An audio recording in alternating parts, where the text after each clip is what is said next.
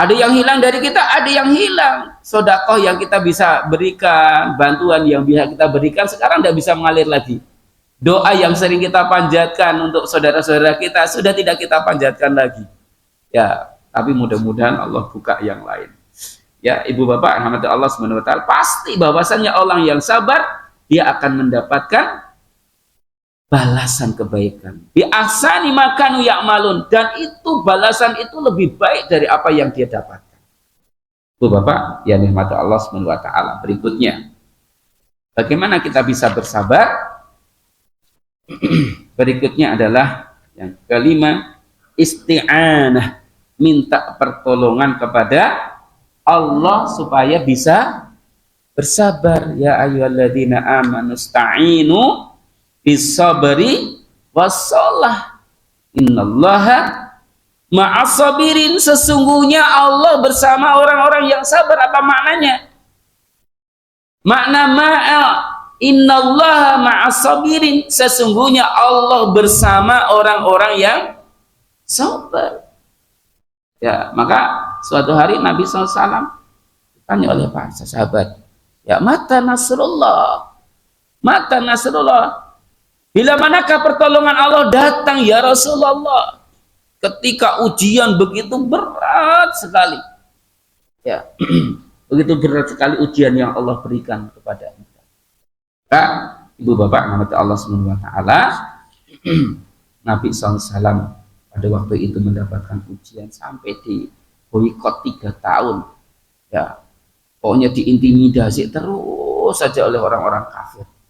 Am hasibtum an tadkhulul jannah walamma ya'tikum mathalul ladzina khalaw min qablikum massatuhumul ba'sa wa dharra wa zulzilu hatta yaqular rasul wal ladzina amanu ma'ahu mata nasrullah ala inna nasrallahi qarib. Ya, ketika ujian yang berat sekali sampai jiwanya tergoncang, ujian kekurangan rezeki, buah-buahan, ketakutan, sampai jiwanya itu tergoncang. Ibu Bapak rahmati Allah Subhanahu wa taala, maka Nabi SAW ditanya oleh para sahabatnya, bagaimanakah pertolongan Allah datang? Ingatlah pertolongan Allah itu dekat. Ibu Bapak yang dirahmati Allah Subhanahu wa taala, isti'anah, minta tolong kepada Allah. Salah satu syarat, ya, sampai Allah di dalam hadis qudsi menyampaikan wala in sa'alani la u'tiyanahu wala in ista'adani la u'idanahu. Bagaimana Allah akan menolong kita? Bagaimana doa-doa kita akan dikabulkan oleh Allah Subhanahu wa taala? Allah sampaikan di dalam hadis man adali waliyan faqad adantu bil harbi. Ya, siapa yang memusuhi waliku, dalam hadis qudsi itu, maka aku nyatakan perang. Ya, kepadanya. Siapa orang yang jadi wali Allah, yang dia berdoa dikabulkan oleh Allah, dia minta pertolongan ditolong oleh Allah, dia minta bantuan dibantu oleh Allah Subhanahu wa taala. Siapa? Orang yang pertama mimmaftaratuhu alaih, yaitu orang yang menjalankan hal-hal yang wajib yang diperintahkan oleh Allah Subhanahu wa taala. Yang kedua adalah orang-orang yang nawafil, melakukan hal-hal yang disunahkan oleh Nabi Shallallahu Alaihi Wasallam. Maka Ibu Bapak, pertolongan itu datang salah satunya adalah dengan berdoa, minta pertolongan kepada Allah Subhanahu Wa Taala. Dan Allah sudah sampaikan, wahai orang-orang yang beriman, ya minta tolonglah dengan sabar dan sholat. Sesungguhnya Allah bersama orang-orang yang sabar. Allah bersama orang-orang yang sabar. Maknanya apa? Allah itu pertolongannya sangat dekat sekali. Makna ma'a itu, ma'allah, ya bersama Allah, atau Allah bersama kita, artinya pertolongan Allah sangat dekat sekali. Pengetahuan Allah tentang kita begitu mendalam sekali. Sampai diri kita saja tidak tahu tentang diri kita, Allah tahu tentang kita. Kira-kira jenengan butuh nopo, Bu? Hari ini butuh duit. Insya Allah, saya diceritani itu ada daerah Purbalingga, katakan krisis, tidak pernah krisis saya. Nah, duitnya banyak enggak banyak ya. Beliau itu punya lahan 1 hektar, buat ada di situ ditanami pokoknya lengkap ya, tanami pari, sebagian pari hanya sekedar untuk makan suami istri karena anak-anaknya sudah pada mentas semuanya. Dia hidup di situ, uangnya banyak enggak banyak, ada uang tapi enggak banyak. Hari-harinya makannya di situ ya, anak tela, anak pari, anak kacang, anak bayam, semuanya. Enggak memerlukan duit, enggak memerlukan duit. Duit itu paling buat tuku uyah, buat tuku gula. Itu saja enggak cepat habis, cuma 2 orang. Ngalami krisis, enggak ngalami krisis. Yang ngalami krisis itu adalah orang yang menggunakan kebutuhannya dengan uang. Nah, kalau orang hidupnya tidak menggunakan uang, enggak butuh duit. Butuh duit mboten? Sih butuh banyak. Ya, ibu bapak rahmati Allah subhanahu wa ta'ala. Iya. Ya, kadang-kadang kita tidak tahu apa yang sampai kebutuhan kita saja tidak tahu. Sampai bingung mau menyebutkan kepada Allah apa yang disebutkan. Tapi ternyata Allah tahu betul. Allah paham betul. Ya. Maksud haji ternyata butuh umah. Kan begitu kan? Butuh apa lagi? Ya butuh segalanya, boleh semuanya. Ini Allah angkat ternyata orang-orang yang sabar itu. Tolong Allah menolongnya orang-orang yang sabar. Begitu dekatnya, begitu mudahnya, ya.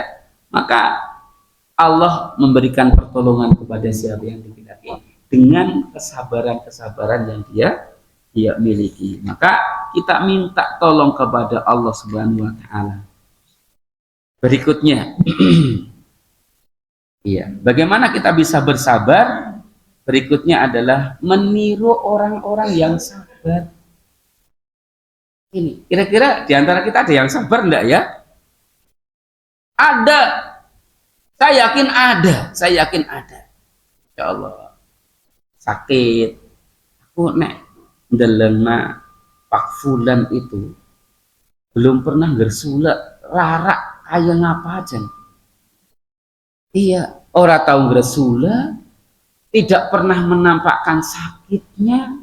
Tapi kadang-kadang kita yang gergus, kerudungan, ditempel lagi akeh orang ini. Seperti itu. Tapi kita lihat orang itu, masya Allah, kira-kira pernah sakit enggak? Pernah. Tapi kita tidak pernah melihat orang itu kayak enggak sakit. Ya, butuh duit napa mboten? Jadi malam ini kekurangan duit. Butuh duit, butuh, tapi seperti orang yang tidak butuh. Bisa? Jane asli ini, kulit-kulit asli butuh akeh orang eling asli ini. Temenan. Tapi tidak kita tampakkan. Tidak kita tampakkan. Jadi seakan-akan tidak butuh. Oke. Bagaimana tidak butuh? Bangun gedung Mahat Ali belum rampung, masjid belum rampung, MI sudah minta dibangunkan karena besok sudah mulai kelas 4 yang perjawaran. Oke. Yang Pak Gentan sudah harus bangun untuk tahun karena sudah mulai banyak yang masuk, sementara belum punya gedungnya. Kita kayak butuh banyak sekali. Tapi tidak cok ceritakan. Alhamdulillah kok ceritakan di sini. Ibu bapak yang mati Allah Subhanahu wa taala, ya. Kadang-kadang kita itu ya melihat ada orang-orang seperti itu, maka fasbir kama sabara ulul azmi minar rusuli wala tasta'jil lahum. Maka bersabarlah seperti sabarnya ulul azmi. Rasul-rasul yang sering kita dulu waktu SD itu masih imutan sampai hari ini. Guru-guru kita nyebutkan apa? Nimim. Nggih? Imutan nimim niku sinten Nabi sinten mawon? Ulul azmi? Nuh, Ibrahim, Mimim, Musa, Isa, Muhammad SAW. Itu ya. Kenapa? Disebutkan sebagai ulul azmi. orang yang memiliki kekuatan hati yang luar biasa. Ya. Bagaimana coba jenengan bisa Nabi Nuh alaihissalam begitu luar pengkhianaannya, kira-kira nek dalemin jenengan ditembeleki tiang kira-kira pripun? Sabar bisa. Subhanallah. Ini Nabi Nuh alaihissalam, masya Allah. Dia buat kapal ya, perahu ya, mungkin sebesar apa kita tidak tahu ya.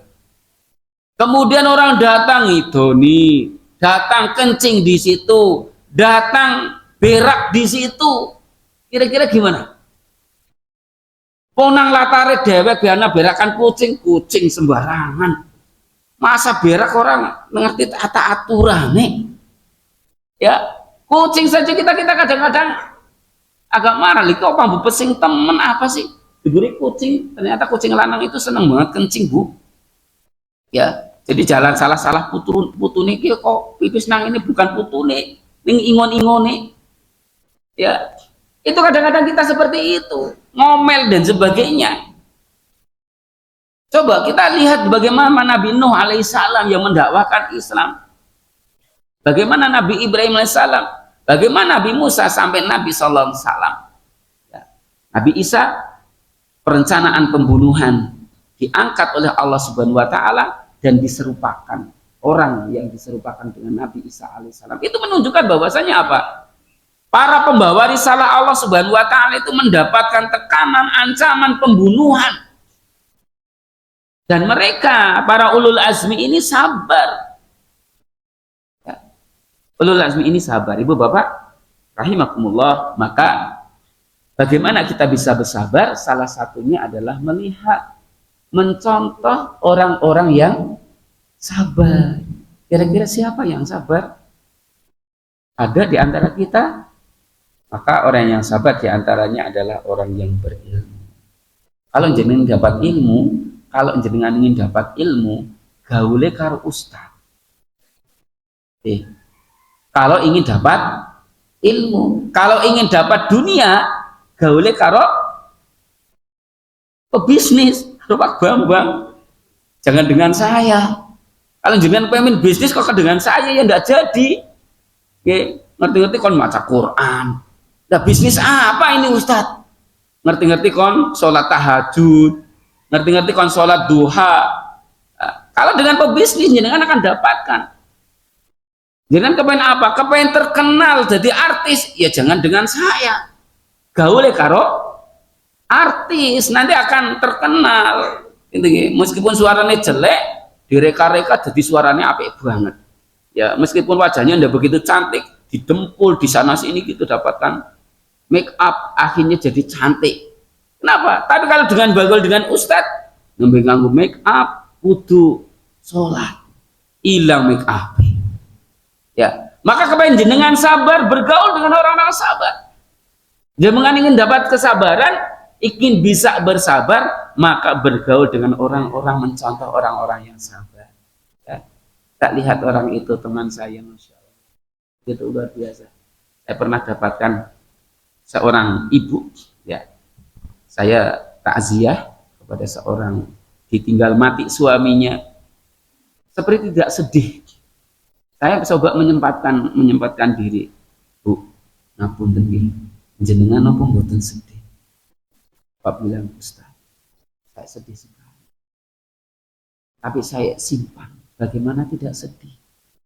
Ditinggal mati suami itu, secara pikiran itu beban beratnya itu terbayang, Ustaz. Tapi saya tidak bisa menampakkan. Saya ingin tidak menampakkan. Ada yang seperti itu. Luar biasa, Ibu Bapak.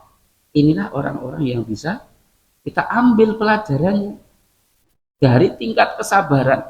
Hari ini, masya Allah, tadi kita sampaikan lagi viral itu banyak banget.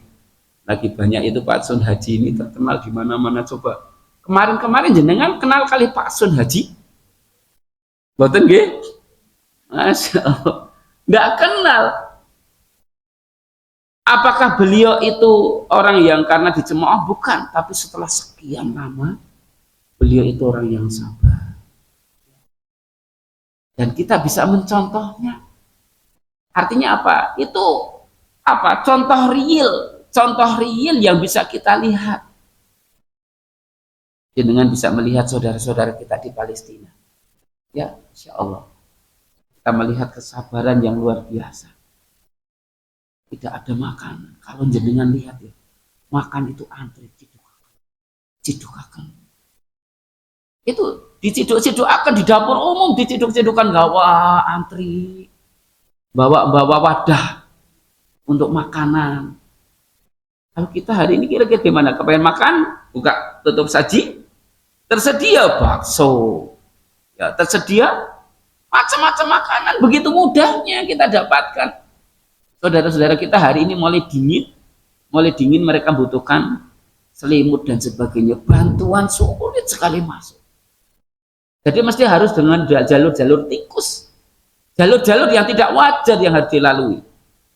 Kalau dari pesawat, di mana ada kerumunan, ditembaki, dibom.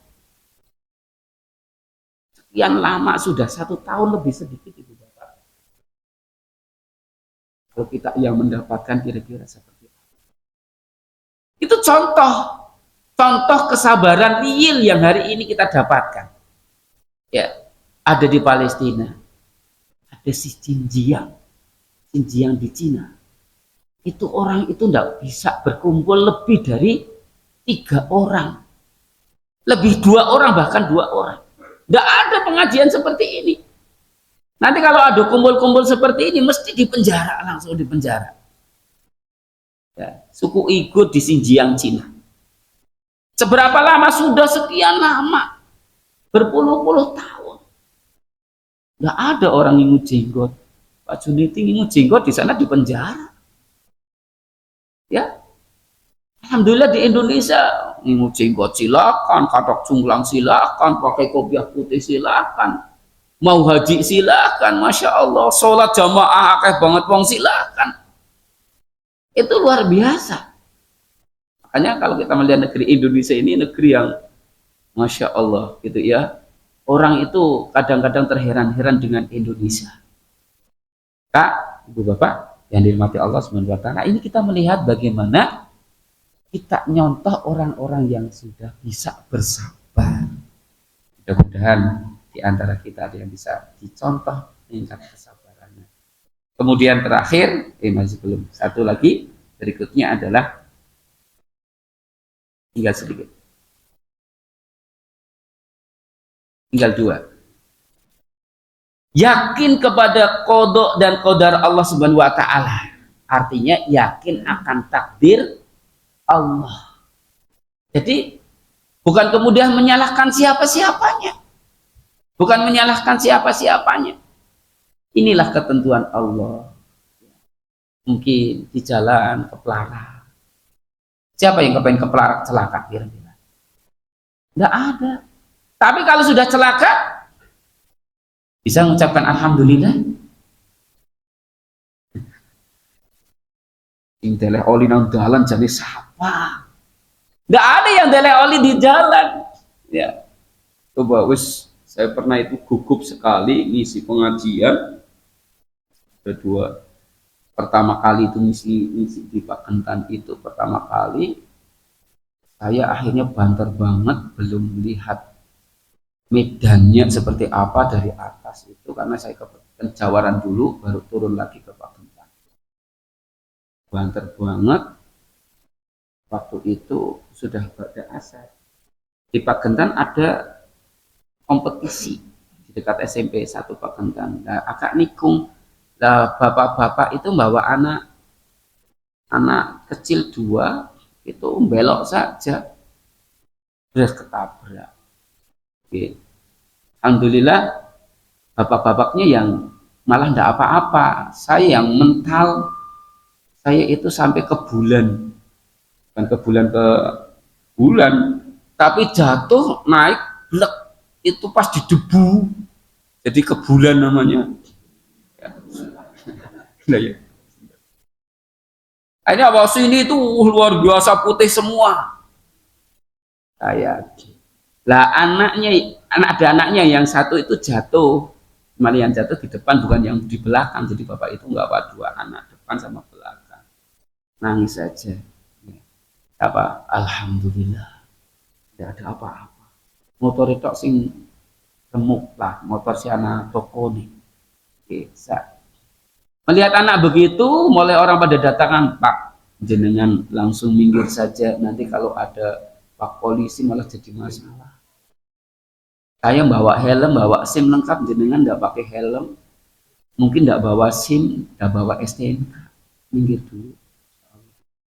Saya diambilkan ke rumah orang, dibersihkan, ada lecet-lecet, Pak, enggak, saya enggak ada lecet-lecet sedikit pun, cuma jatuh, blek, begitu, ya. Bapak nanti Allah Subhanahu wa taala. Ya, itulah. Allah sudah ketentuannya begitu. Ya. Artinya apa? Saya jatuh seperti itu karena takdir Allah, enggak usah nyalah-nyalahkan orang. Saya yakin Bapak itu juga tidak ingin tabrakan. Saya juga tidak ingin tabrakan. Siapa yang ingin tabrakan? Coba nek dipa itu.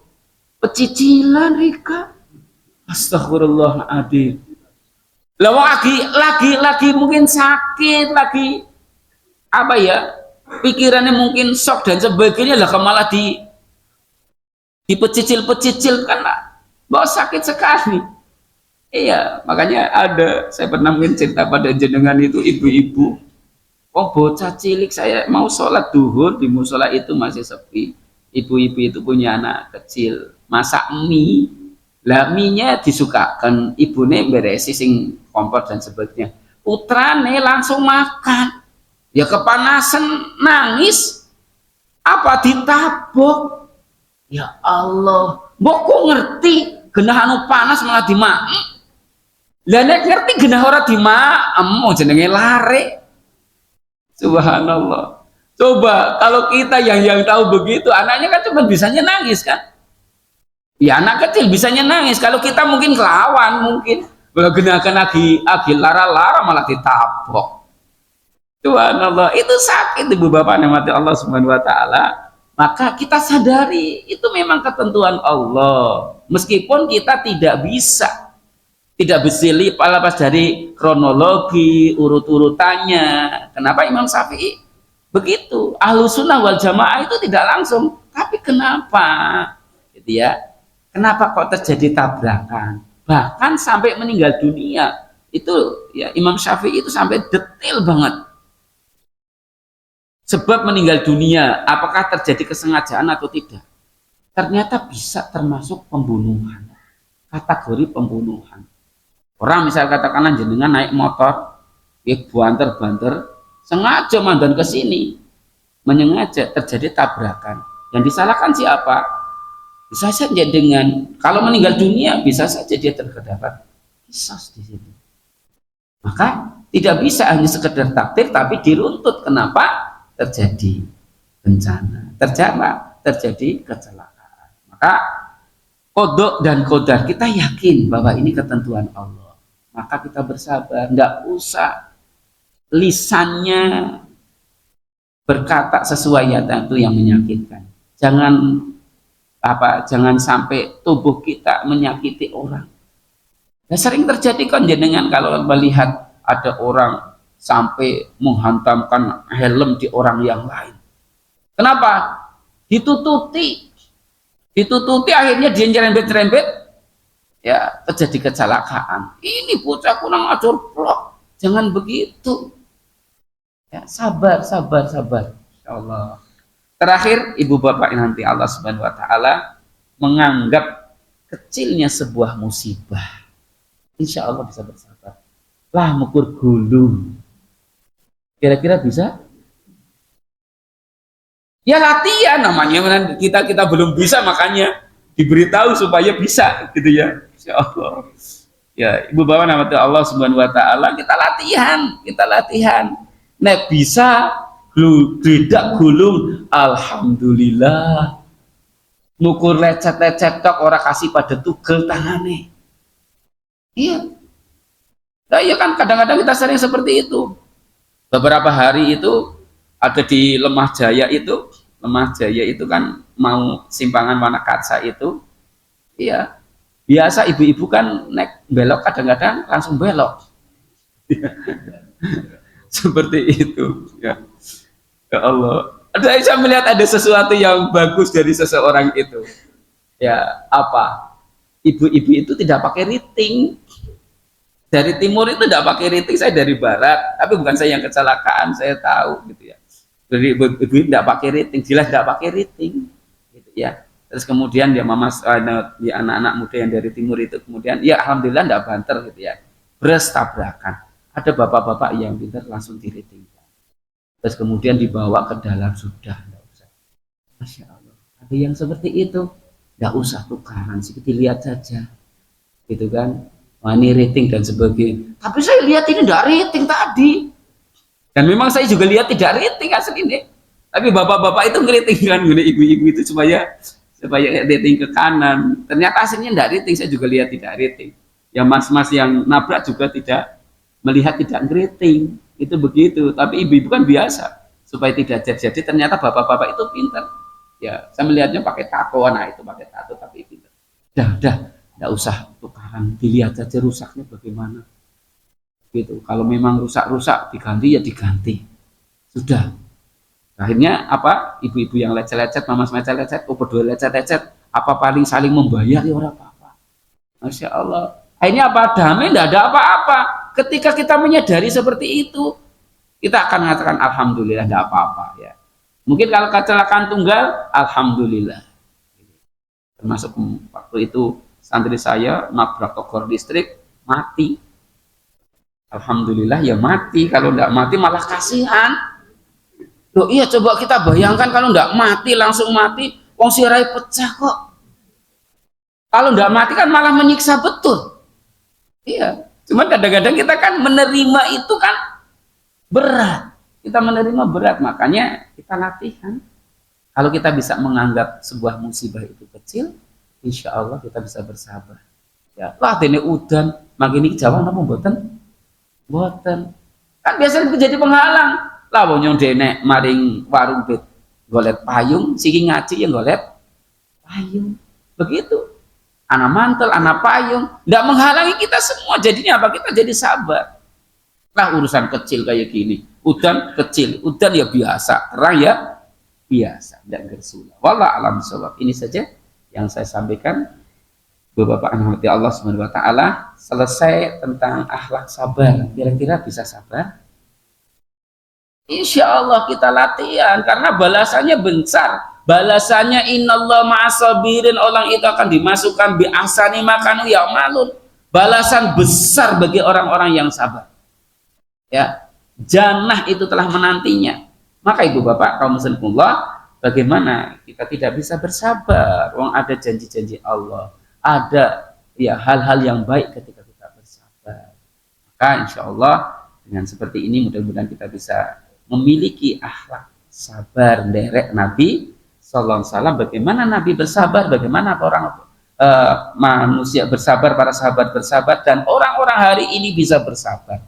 Mudah-mudahan kita bisa termasuk orang-orang yang bersabar. Sebelum saya akhiri, ada yang ditanyakan ibu bapak? Cukup nggih? Nggih. Ini saja yang saya sampaikan. Mohon maaf atas segala kekurangannya. Benarnya adalah petunjuk dari Allah Subhanahu wa taala, kesalahannya dari ketidaktahuan saya, dari kebodohan saya. Dengan membaca doa subhanakallahumma bihamdika asyhadu an la ilaha illa anta astaghfiruka wa atubu ilaik. Kita akhiri, semoga Allah Subhanahu wa taala ampuni seluruh dosa-dosa kita, baik yang besar maupun yang kecil, yang nampak maupun yang tersembunyi, yang disengaja maupun yang tidak disengaja. Semoga Allah Subhanahu wa taala mudahkan seluruh urusan kita di dalam mentaatinya. Semoga Allah Subhanahu wa taala anugerahkan kepada kita kelapangan rezeki yang halal, yang thayyib, yang barakah, yang mencukupi. Semoga Allah Subhanahu wa taala anugerahkan kepada kita anak-anak keturunan kita yang soleh-solehah, mujahidin mujahidah, hafidh hafidhah. Semoga Allah Subhanahu wa taala senantiasa memberikan petunjuk-petunjuknya kepada kita.